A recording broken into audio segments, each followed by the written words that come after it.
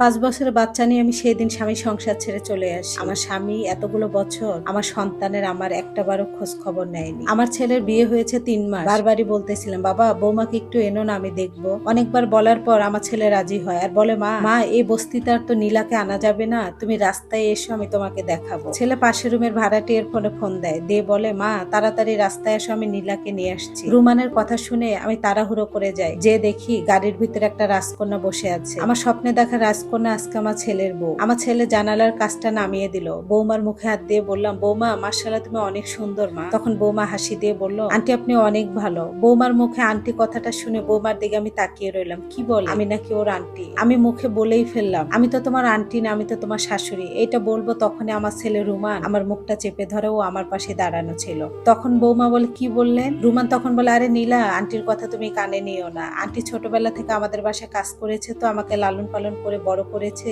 এজন্য উনি আমার মার পরিচয় দিতে পছন্দ করে। রুমানের মুখে এমন কথা শুনে মনে হচ্ছিল এই দুনিয়ায় আমি নাই। আমার ছেলে বলতেছে আমাকে আন্টি, বৌমা বলে আপনি অনেক ভালো। এটা বলে রুমান বৌমাকে বলে, দাঁড়াও আমি আন্টিকে কিছু কিনে দেই। দূরে একটু এনে বলে, নষ্ট হয়েছে মা, তুমি কি জানো না ও বড় লোকের মেয়ে? তুমি আমার মা, ও একাই জানবে, এখনই পরিচয় দিতে হবে। তুমি কি চাও আমার সুখে সংসারে আগুন লাগো? তোমার সাথে কি আমার যায়? তোমার পোশাক আশাক আর আমার পোশাক আশাক কেমন? ছেলের কথা শুনে বুকের ভিতরটা যেন দুমড়ে মুচড়ে যাচ্ছে। আমার সন্তান, আমি যাকে 10 মাস 10 দিন পেটে ধারণ করেছি, জন্ম দিয়ে কষ্ট করে মানুষ করেছি, আমার পরিচয় সে গোপন রাখতেছে। আমি কিছু না বলেই ওখান থেকে চলে এসে আর গাড়ির কাছে যাই। আমার ছেলে বলে, একাই সব জানবে, একাই সব ঠিক হবে, তুমি কিছু মনে করো না। ওই দিন আমি রাস্তা থেকে কাঁদতে কাঁদতে বাসায় চলে যাই। বাসায় যাওয়ার পর আমার নিজের কান্না আমি ধরে রাখতে পারতেছিলাম না। আমার ছেলে বলে, আমার সাথে কি তোমাকে যায়? আমার মার পরিচয় দেওয়ার জন্য তুমি পাগল হয়ে গেছো কেন? বাসায় চিল্লায় চিল্লা কান্না করতেছিলাম। আশেপাশে সবাই এসে বলেছিলাম এই ছেলে তোমাকে কোনোদিন দেখবে না, আরো তোমার অনেক কিছু সহ্য করার বাকি আছে। মনটাকে তখন বুঝ দিলাম না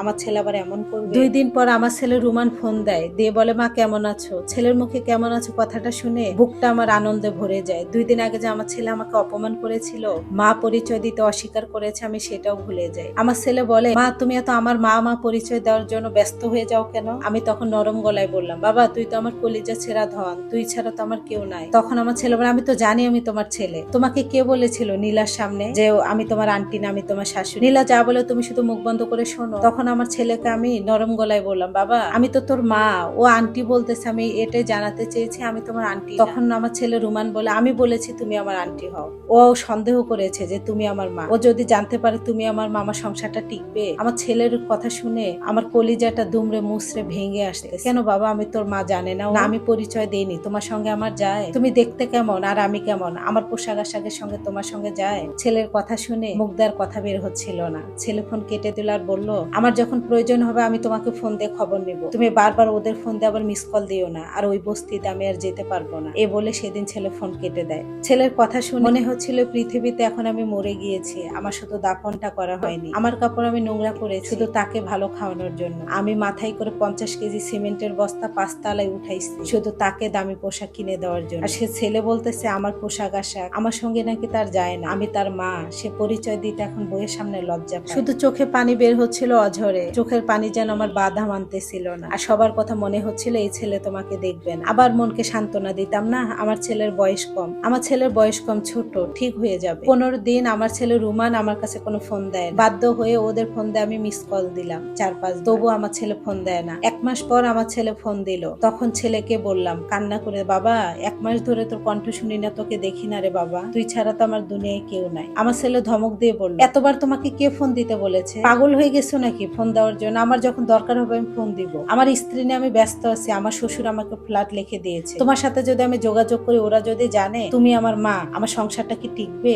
আমার ছেলে এ বলে ফোনটা কেটে দেয়। আমার ছেলে ঠিকই করেছে ফোনটা কেটে দিয়ে, বড় লোকের মেয়েকে বিয়ে করেছে, বড় লোকের জামাই হয়েছে। আমার মতো বস্তিতে থাকা একটা মহিলার সাথে যদি সম্পর্ক রাখে, পরিচয় দেয়, সত্যি তো আমার ছেলে সংসার কি টিকবে? কিন্তু আমার মন, আমার বেহায়া মন মানতে চাচ্ছিল না। চোখের পানিগুলো নির্লজ্জের মতো চোখ দিয়ে পড়তেছিল। আর কষ্ট পাচ্ছিলাম, ছোট্ট রুমানকে আমার কাছ থেকে কেউ দূরে নিয়ে গিয়েছে। 1 মাস আমি যতই বারবার বলি, মনকে বুঝাই, আমার ছেলে এখন বড় হয়েছে, বড় লোকের মেয়েকে বিয়ে করেছে, আমার সেই রুমান আর নাই। আমি তো বস্তিতে থাকি, কিভাবে আসবে? কিন্তু আমার ওই যে নির্লজ্জ মন মানতে চায় না, বারবারই ওর কথা মনে পড়ে। অফিসে যাওয়ার আগে একবার জিজ্ঞাসা করি আমার রুমান কি ফোন দিয়েছিল পাশের রুমের ভাড়াটিয়াকে। আবার যখন রাত্রে আসি বারবারই জিজ্ঞাসা করি আমার রুমান কি ফোন দিয়েছিল। তারাও একটা সময় বিরক্ত হয়ে বলে, বারবার ছেলের জন্য এত পাগল হও, ওই ছেলে তো তোমার জন্য পাগল না। এই ছেলে কোনোদিনও তোমাকে দেখবে না। কথাটা মানতে চাও না, ঠিকই মানবা। এই ছেলেকে তুমি পেটে ধরেছো, কিন্তু মানুষ করতে পারো না। কিন্তু আমার মন কারো কথাই মানতে চায় না। না, আমার ছেলে আমার সাথে এরকম করতে পারে না। আমি ওর মা হই, ও অনেক ছোট, বড় হলে ঠিকই বুঝবে। এইভাবে দেখতে দেখতে 6 মাস পার হয়ে গিয়েছে। আমার রুমান বাবা আর ফোন দেয়নি। 6 মাস পর হঠাৎ করে একদিন ফোন দেয় আমার পাশের রুমের ভাড়াটিয়ার ফোনে। আমার ছেলের মুখে কথা শুনে আমার কলিজাটা ঠান্ডা। বাবা, তোমাকে অনেকদিন দেখি না, একটু আসবা, তোমাকে দেখবো। তুমি তো ফোনও দাও না বাবা। আমার ছেলে একটু রাগ হয়ে বলল,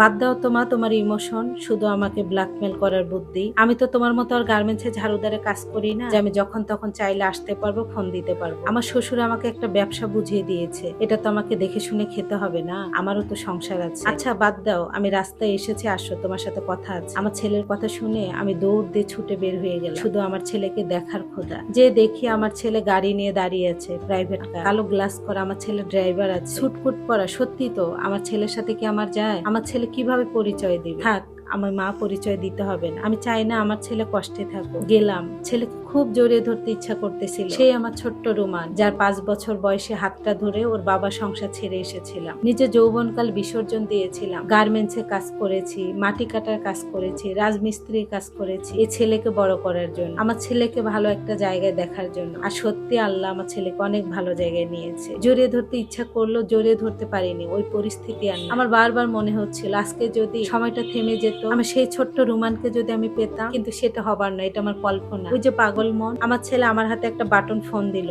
আর 2000 টাকা হাতে দিয়ে বলল, যা মন চায় কিনে নিও, আর এই ফোন দিয়ে বারবার ফোন দিও না, মানুষের কাছে যে আমাকে আর ফোন দিও না। আমার যখন কথা বলতে ইচ্ছা করবে আমি ইচ্ছাকৃত ভাবে তোমাকে ফোন, বারবার ফোন দিয়ে আমাকে ডিস্টার্ব করো না। এটা বলে আমি দাঁড়িয়েছে, আমার ছেলে চলে গেল আর আমি মাথা দিয়ে সাই দিলাম। ইচ্ছে করতেছিল আমার ছোট্ট রোমানকে জড়িয়ে ধরে বলি, আমি তোকে বড্ড ভালোবাসি রে, তুই আমাকে ছেড়ে যাস না রে বাবা, তুই কি আমাকে একটু তোর কাছে আশ্রয় দিবি? আমি তোকে ছাড়া বড্ড অচল, এই পৃথিবীতে আমার কেউ নাই। কিন্তু সেটা হবার নয়। আমার কথা না শুনে আমার চোখের পানিগুলো অনবরত পড়তেই আছে। পড়তে পড়তে আমার শরীরের মনে হয় জামা ভিজে যায়। আমার ছেলে সেদিন চলে যায়, আমার সঙ্গে আর মনে হয় কথা বলতে ইচ্ছে করেনি। দেখতে দেখতে 4টা বছর কেটে গিয়েছে। এই লাইভ স্টোরিটা 3য় পর্বের জন্য অপেক্ষা করুন। ধন্যবাদ সবাইকে।